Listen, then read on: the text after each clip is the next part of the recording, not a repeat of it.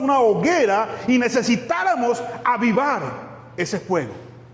Necesitamos encender ese fuego. ¿Qué fuego? La lección de hoy tiene como título: Enciende tu lámpara. ¿Cómo encontrar el fuego divino? Y vamos a mirar de dónde saqué esa lección. La encontré salió como fruto de un estudio aún más amplio.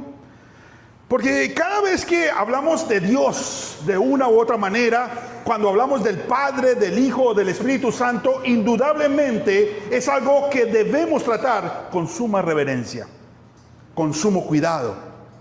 Y eso debe producir en nosotros algún impacto, un impacto real en nosotros. Sea el tema que hablemos relacionado con Dios, debe haber en nosotros una reacción a esos temas. ¿Qué dice la palabra de Dios con respecto a sí mismo?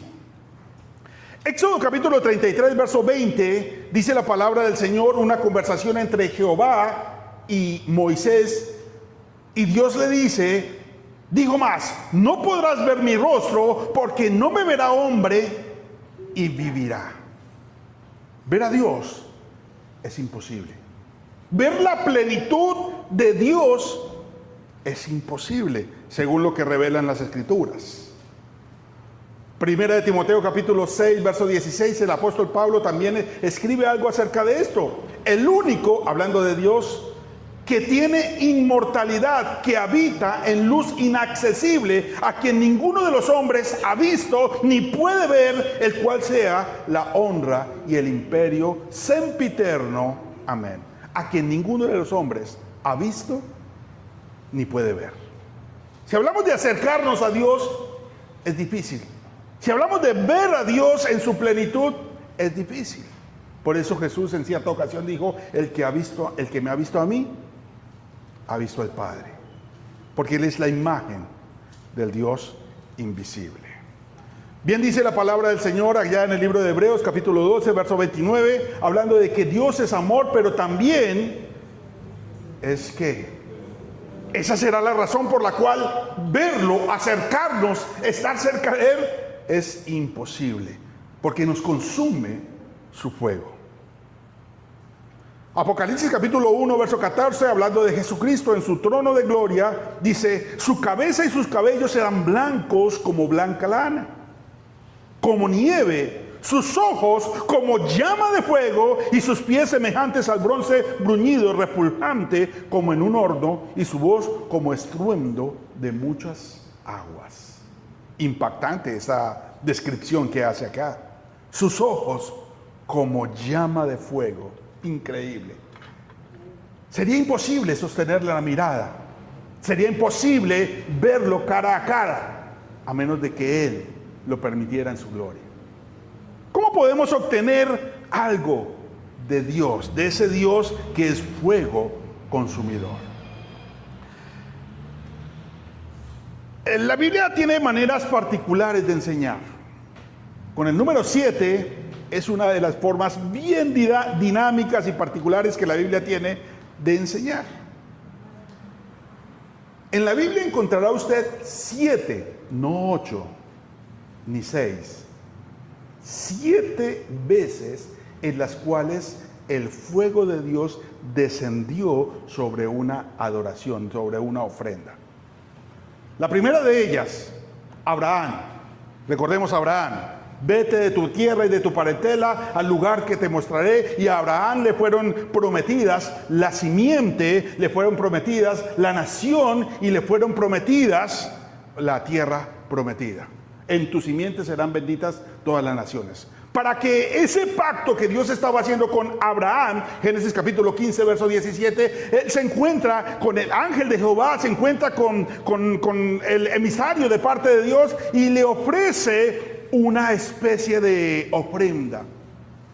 Y la Biblia declara que hay fuego divino consumiendo esa ofrenda. ¿Para qué? ¿Por qué?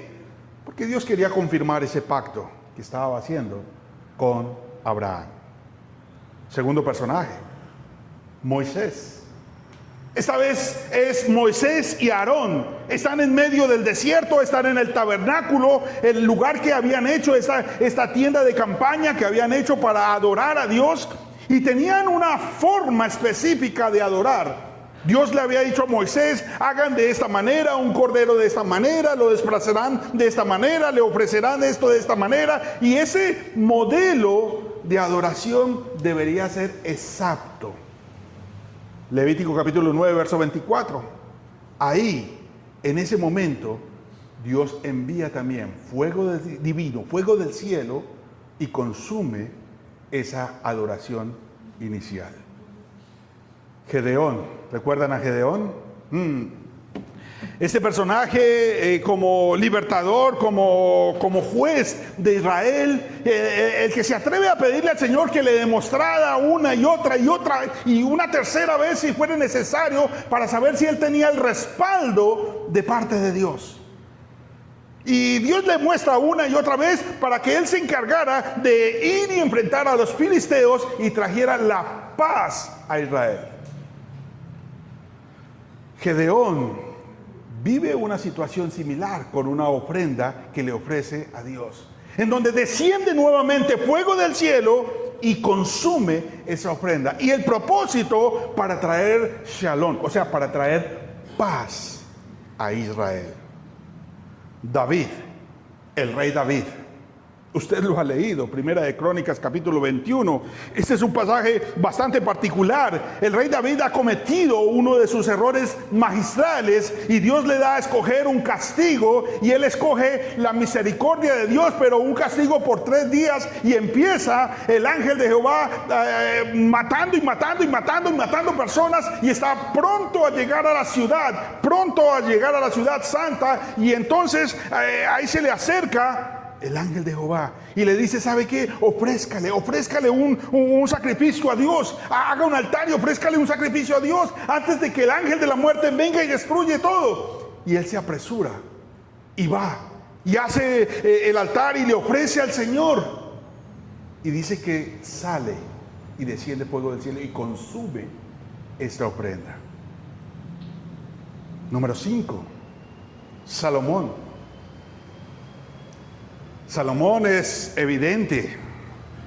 Él ha terminado la construcción más magnífica que tenían los judíos, el templo de Jerusalén.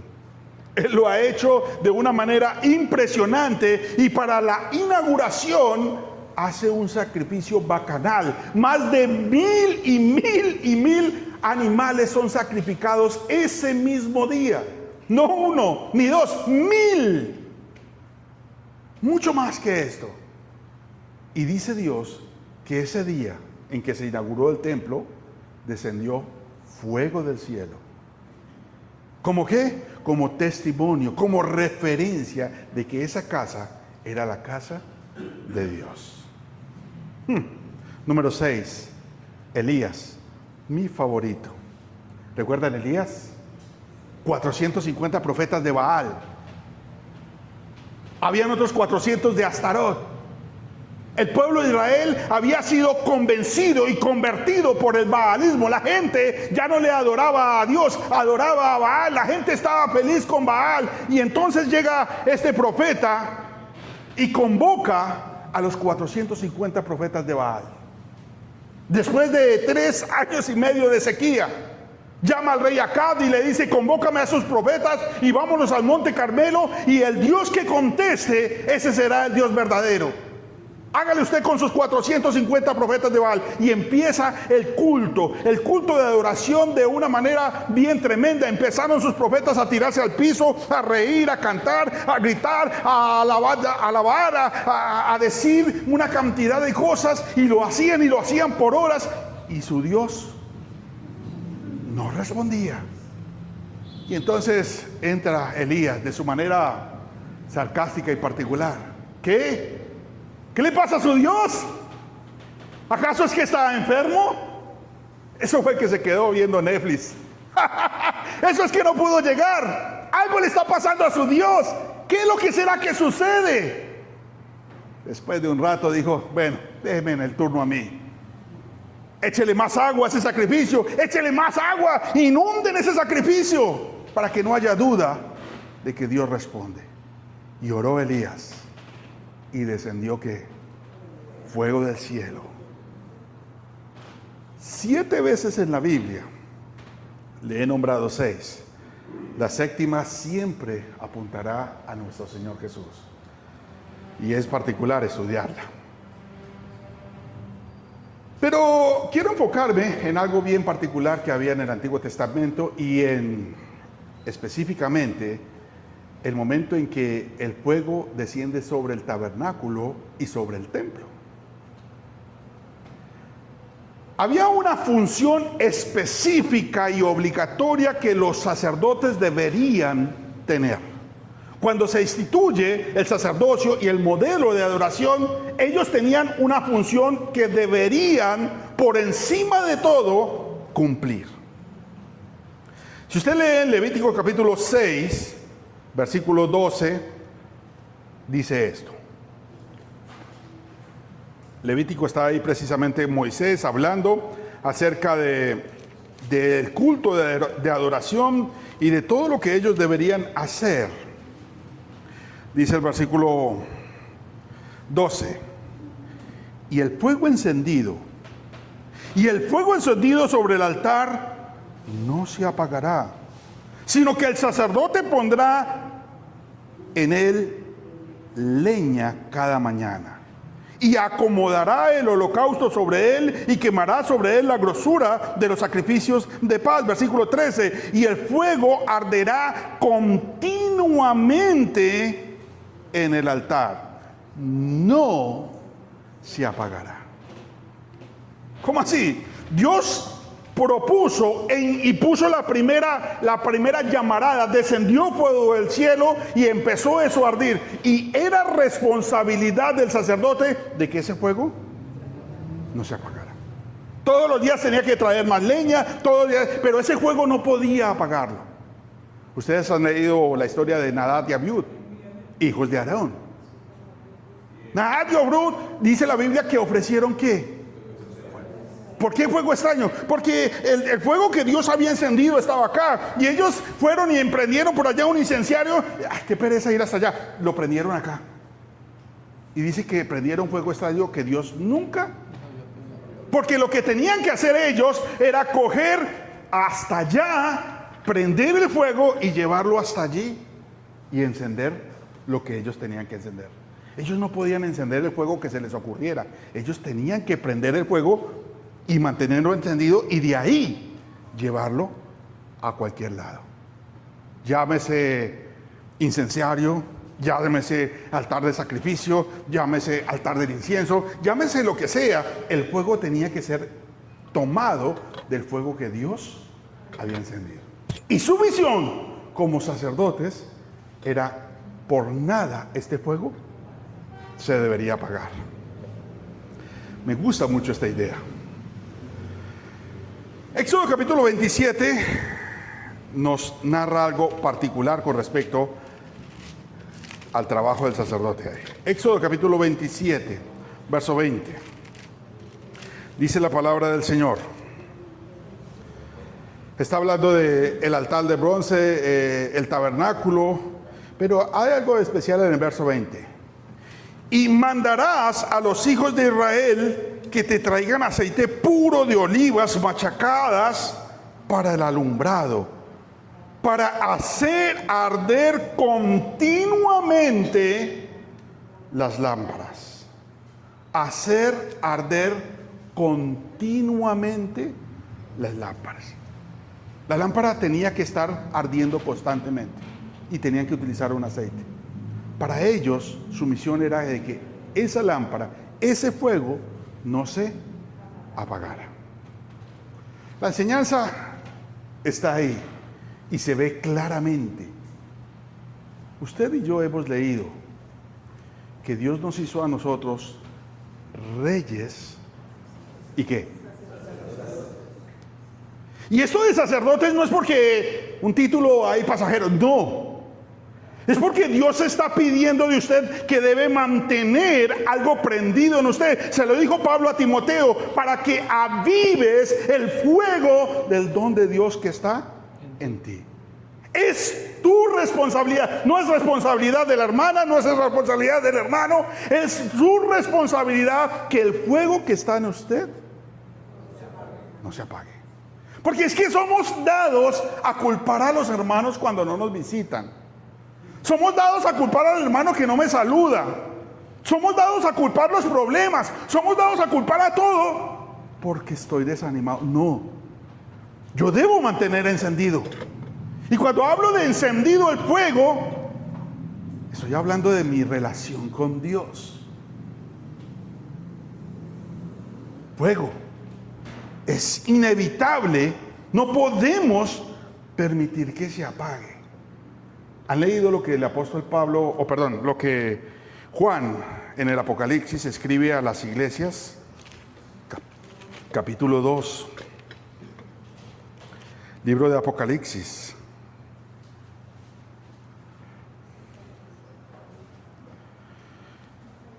Dice,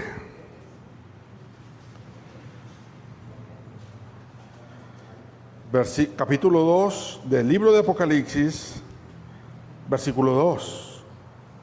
Yo conozco tus obras y tu arduo trabajo y paciencia, y lo que puedes soportar a los malos, y has probado a los que se dicen ser apóstoles y no lo son, y los has hallado mentirosos. Y has sufrido y has tenido paciencia y has trabajado arduamente por amor de mi nombre y no has desmayado. Pero tengo contra ti que has dejado tu primer amor. Sigue diciendo, recuerda, por tanto, de dónde has caído y arrepiéntete y haz las primeras obras, pues si no, vendré pronto a ti. ¿Y qué dice ahí? Y quitaré tu candelero de tu lugar. El sacerdote tenía que mantener el candelero. El templo tenía por lo menos un candelero. El tabernáculo, el templo tenía por lo menos 7. Y el sacerdote tenía que mantenerlos encendidos. ¿A dónde va y a dónde voy con este tema? Debemos tener la misma responsabilidad como sacerdotes que Dios nos ha establecido. La responsabilidad de mantener eso prendido en mi hogar es suya. La responsabilidad de mantener prendido eso en su familia es suya. Usted está llamado a tener eso prendido a tiempo y fuera de tiempo. Y si usted no vuelve y hace las primeras cosas con el ímpetu, con las ganas, con la necesidad que lo hacía cuando se convirtió, usted deja apagar ese primer amor. Usted deja apagar ese candelero. Esto del candelero no es extraño. Si ustedes han leído Apocalipsis, se darán cuenta en el capítulo 1 que es particular lo que pasa con el candelero. Dice Apocalipsis capítulo 1, versículo 19. Escribe las cosas que has visto y las que son, y las que han de ser después de esta. El misterio de las 7 estrellas que has visto en mi diestra y de los 7 candeleros de oro. Las 7 estrellas son los ángeles de Dios de las 7 iglesias. Y los 7 candeleros que has visto son las 7 iglesias. Y si usted sigue leyendo, es como si Dios dijera que cada iglesia tiene un candelero, una menorá. Así se llama esos candeleros. Tienen 7 brazos, 3 a un lado, 3 a un lado y uno en el centro. Y es particular cuando uno estudia algo acerca de las menoras. Soy amante a mirar y a conocer acerca de estas cosas. Me encanta, no he podido comprar una porque son un poco costosas. Pero indudablemente, cada uno de nosotros tenemos la misma responsabilidad. Déjeme profundizar un poquito más, ya que sacamos la primera lección. Cuando usted mira la historia a lo largo y ancho del Antiguo Testamento, usted va a encontrar primero el tabernáculo. Y en el tabernáculo de Moisés y Aarón, entre el tabernáculo y el templo hay una distancia de más o menos 140 años, en los cuales 20 años los sacerdotes incumplieron su trabajo, permitieron que la luz se apagara. ¿Cuándo le sucedió eso? Cuando llegaron los filisteos y hasta se llevaron el arca del pacto. ¿Recuerdan que se la llevaron por allá los filisteos y a ellos les empezó a salir un poco de tumores? Durante 20 años la lámpara se apagó. Durante 20 años el fuego que Dios había encendido se apagó. Los sacerdotes fallaron en mantener ese fuego encendido. Fue una falla de ellos. Dios vuelve y prende ese fuego allá en el templo con Salomón. Vuelve y se enciende, pero llega el año 586, Babilonia, y llega la destrucción y acaban con todo, y el pueblo de Israel es llevado esclavo. Y otra vez el fuego del templo se apagó. Volvieron a incumplir, o les volvió a quedar grande mantener el fuego encendido que Dios había mantenido. Hay una particularidad con este estudio. El tercer templo, o el templo llamado templo de Salomón, pero es el templo de Herodes, el que termina Herodes en el tiempo de Jesús, que era el mismo templo de Zorobabel, que a cortas y muchas no lo habían podido terminar. Eso fue en el tiempo de Esdras y Nehemías, que llega la reconstrucción. Ese templo llega a los romanos, en años 70 lo destruyen. Y el fuego que ellos mismos habían comenzado, caramba, también se les apagó. No fueron capaces de mantener. Pero hay algo particular que les quiero llamar la atención. ¿Qué hacía o cuál era el diagnóstico por el cual siempre terminaron dejando apagar el fuego que Dios les dio?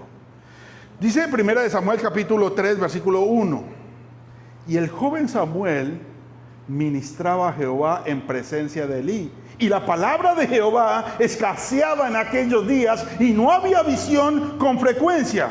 Verso 3: Samuel estaba durmiendo en el templo de Jehová, donde estaba el arca de Dios, antes que ¿qué? Fue para ese tiempo que llegaron después los filisteos, se llevaron el arca y la lámpara se apagó. Pero ¿cuál es el diagnóstico? ¿Cuál es la razón?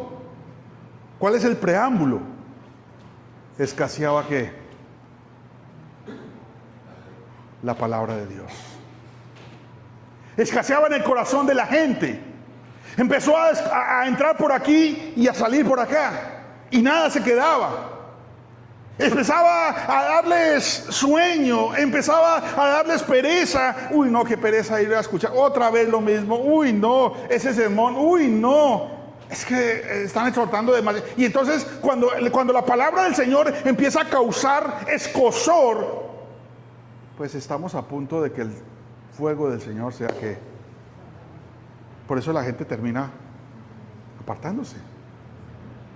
Esto es precisamente lo que hay antes de que se apagara, y le pasó tanto en el tabernáculo como en el templo y como en el mismo templo de Zorobabel. Una cosa particular que usted encontrará en su estudio personal es que en el tabernáculo es evidente que el fuego de Dios fue encendido. En el templo de Salomón fue evidente, pero en el tercer templo, o en el templo de Zorobabel, no es evidente. No dice la Biblia que hubo fuego del cielo. No. Miremos los pasajes y comparemos esto. Levítico capítulo 9 dice: y entraron Moisés, verso 23, Moisés y Aarón, y la gloria de Jehová se apareció a todo el pueblo. Y salió fuego delante de Jehová y consumió el holocausto. Viendo todo el pueblo, alabaron y se postraron sobre sus rostros. La gloria de Jehová se manifestó y descendió fuego del cielo. Si usted compara con Segunda de Crónicas, que es el templo ya de Salomón, dice, cuando Salomón acabó de orar, descendió fuego de los cielos y la gloria de Jehová llenó la casa. Es evidente, Dios está poniendo su sello, Dios está diciendo, acá estoy, Dios está de acuerdo con lo que está pasando. Cuando vieron todos los hijos de Israel descender el fuego y la gloria de Jehová sobre la casa, se postraron sobre sus pies y adoraron, y termina diciendo. Pero en el tercer templo, en el templo de Zorobabel, no. Usted no podrá encontrar esto ni en Esdras, ni en Nehemías, ni en Isaías, no, nada. No hay una manifestación de parte de Dios que selle con fuego divino. Ellos lo perdieron, que en el año 70 se les apaga ahí con la destrucción de Jerusalén, pero ¿qué pasó? Si el mismo profeta Ageo hablaba acerca de esta casa, de ese templo. Dice, mía es la plata y mío es el oro, dice Jehová de los ejércitos. La gloria postrera de esta casa será mayor que la primera, ha dicho Jehová de los ejércitos. El profeta Joel decía que la gloria de ese tercer templo, después de que la terminaron de hacer, sería que mayor que la primera. Pero no hubo fuego del cielo. ¿Por qué sería? ¿Recuerdan cuando a Jesús, Él se atreve a decir, derribad este templo y en 3 días qué? Pero Él no estaba hablando de este templo, Él estaba hablando de quién? Porque el verdadero templo y la verdadera gloria era ¿quién? Jesús. Y descendió fuego del cielo en Hechos capítulo 2, el día de Pentecostés. Pero el punto no es este el que quiero. El punto que quería notar era el primero.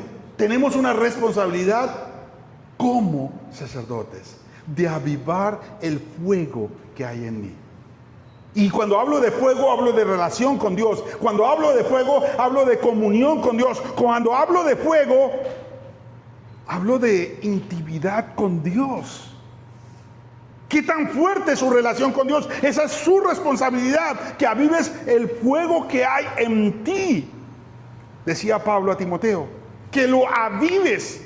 Hay algo en usted que cada vez que escucha la palabra le retumba en los oídos, le penetra, le llega, no importa quién la diga, es palabra de Dios y por eso me apropio de ella, la vivo y la llevo a la práctica porque es palabra del Señor. Tenemos que tomarla de esa manera, porque cuando empezamos a tener comezón de oír, cuando empezamos a tener pereza, cuando empezamos a tener otro tipo de diagnóstico, pues entonces la lámpara empieza a apagarse.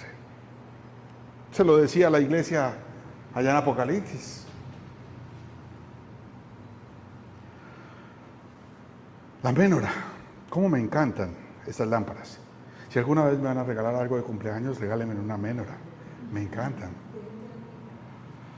Por eso me gusta. ¿Qué significa la menorá?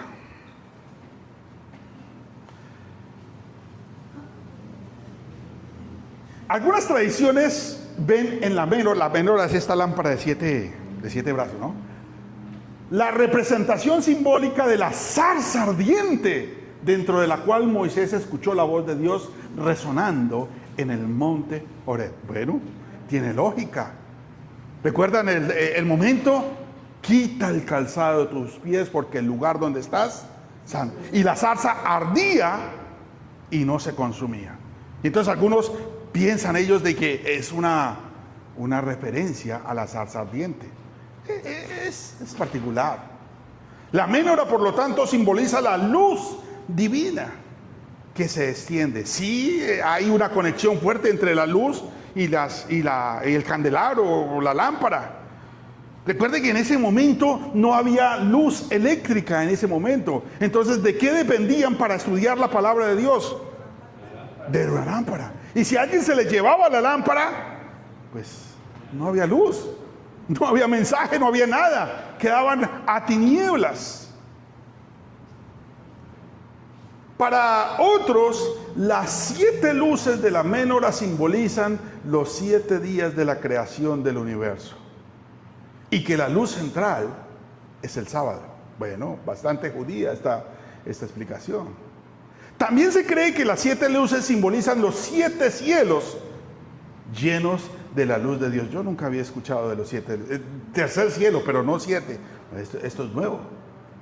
O aún la presencia de Dios con 7 ojos que vigilan el templo. O incluso el sistema planetario.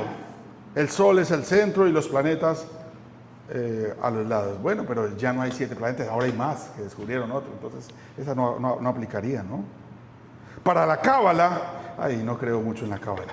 Para la cábala, la menorá es también el símbolo de todo el alfabeto hebreo. De hecho, tiene 7 brazos con 22 protuberancias, igual que las 22 letras del alfabeto. Es posible, qué impresionante. Los judíos también afirmaron que el aceite que ardía de las lámparas era la imagen material de lo que habría ungido al Mesías. Eso, la menorá, sí. Como puede ver, tiene bastantes aplicaciones que ellos le dan de una u otra manera. En cierta ocasión escuché una explicación que me gustó bastante. Se la escuché a un rabino. Decía que la menorá simboliza el rostro de nosotros como seres humanos. Porque al igual que la menorá que tiene 7 partes, nuestro rostro también tiene 7 partes. Tiene 2 orejas, tiene 2 ojos, tiene 2 orificios nasales y una sola boca, 7 partes. Y decía este judío que me gustó mucho esta explicación, decía que debemos encender nuestra lámpara. ¿Y cómo la encendemos? Mirando qué escuchamos. ¿Qué es lo que usted escucha? ¿Qué es lo que escucha a diario? ¿Usted es dado al chisme, a la murmuración, a que se hable mal del uno, a que se hable mal del otro? Si a usted le gusta prestar oído a eso, usted está encendiendo mal su luz interior. Créame, se va a envenenar, se va a intoxicar. Si alguien viene a traerle algo, vea, tómese la molestia de decirle, no, muchas gracias.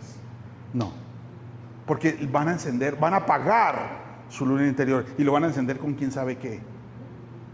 ¿Qué escucha usted? 2 orejas, 2 ojos. ¿Qué mira usted? ¿Qué tanto mira en el celular? Ahí, esta me gusta. Y pasa 1 hora, pasan 2. Facebook, Twitter, YouTube, WhatsApp y otros tales. Y pasa el tiempo y nos come el tiempo. Pero cuando vamos a leer la palabra del Señor, a los 10 minutos, uy, hermano, es que a mí me da un sueño. ¿Qué es lo que está pasando? ¿No hemos escuchado que la lámpara del cuerpo es el ojo? ¿De qué estamos alimentando nuestras lámparas? ¿Con qué la estamos prendiendo? Aprovechamos que nadie está detrás para mirar el anuncio que ya el celular, porque el celular ya sabe qué es lo que nos gusta y a qué hora nos gusta y nos lo pone. ¿Con qué está encendiendo usted? 2, 4, 6. Ahorita va a decir, el hermano va a decir que está oliendo usted. No. La explicación del judío es que la palabra para ira o enojo en hebreo es similar o viene de la misma raíz que la palabra nariz. Porque cuando una persona se aira, se arruga la nariz. Y entonces a veces vivimos arrugados, vivimos enojados, vivimos de mal genio, vivimos frustrados, vivimos respirando por la herida. Vienen y nos hablan y es que ya supuramos toda la carnalidad que tenemos, todo lo que nos hicieron. Todo lo que nos falla. Y votamos y contagiamos al uno y contagiamos al otro porque respiramos por el odio y por la herida. Porque la capacidad de perdonar es nula en nosotros. Y alimentamos esos sentimientos de rencor y de ira. Es que me hicieron. Es que usted no sabe, hermano. Es que usted no entiende porque usted no lo conoce. Ay, ay, ay. Y lo único que alimentamos es que odio en nuestro corazón. Y entonces estamos mal con nuestra menora. Último, ¿cómo hablamos? ¿De qué habla usted? ¿Cómo canta? ¿Canta con ánimo las cosas del Señor? ¿O lo único que canta con ánimo es el vallenato en la mañana? ¿Qué canta? ¿Qué habla usted con las otras personas? ¿Si habla de Dios? ¿O usted espera que el inconverso le ponga el tema? Vea, eso no va a pasar. El inconverso no le va a poner el tema. Es usted el que tiene que poner el tema. Es usted el que debe empujarlo. Es usted el que debe llevarlo. Es usted el que debe decirle, Dios le bendiga. Es usted el que debe decir, yo creo en Dios. De esa manera usted está prendiendo su lámpara, su menora. La gente debe acercarse a usted y ver en usted una lámpara que está ardiendo y que usted no deja apagar. Que usted no deja apagar. Y no que a usted se le apagó la lámpara hace años. ¿Cómo está su lámpara? ¿Qué arde en usted? ¿Qué está prendido en usted? Hay un pasaje que me encanta. Lucas capítulo 24. Los discípulos en camino a Emaús. ¿Recuerdan este pasaje? Jesús ha muerto, ha resucitado y ellos van camino a Emaús y van hablando entre ellos dos diciendo, pero qué cosas tan horribles que pasaron, y de repente se aparece Jesús y empieza a hablarles ahí, pero ellos no se han dado cuenta de que es Jesús, y empieza Jesús a preguntarles, ¿a ustedes qué les pasa? ¿Cómo están? ¿Qué es lo que? Y ellos le hacen una especie de reclamo y le dicen, pero es que usted es el único que no sabe qué es lo que pasa, y no se habían dado cuenta que era Jesús. De repente llegan al lugar e invitan al Señor a pasar. Y Jesús entra a ese lugar y dice que parte el pan y que ora. Y en ese momento ellos se dieron cuenta que con quien estaban ellos era nada más ni nada menos que Jesús resucitado. Y vean lo que dicen ahí. Dice el versículo 31. Entonces le fueron abiertos los ojos y le reconocieron, mas él se desapareció de su vista. Y se decían el uno al otro, no ardía nuestro corazón en nosotros mientras nos hablaba en el camino y cuando nos abría las escrituras. No ardía nuestro corazón. Qué bueno que esta sea la actitud de un cristiano. Que cada vez que abren las escrituras arda en usted el corazón, que se avive ese fuego, que le encante, que bueno que saquemos tiempo para eso. Pero ¿qué arde en usted? Si lo único que arde en usted es la gastritis, estamos mal, algo está pasando, algo no está cuajando. ¿Qué está dentro de usted? Si hay algo que lo mueve a usted de escuchar el mensaje de Dios, o es algo que ya se le apagó, ese anhelo, esa ansiedad. ¿Cómo está su menora? Recuerde la lección.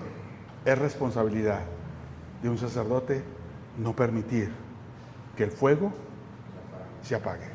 Es su responsabilidad, no es responsabilidad de nadie más. Amén.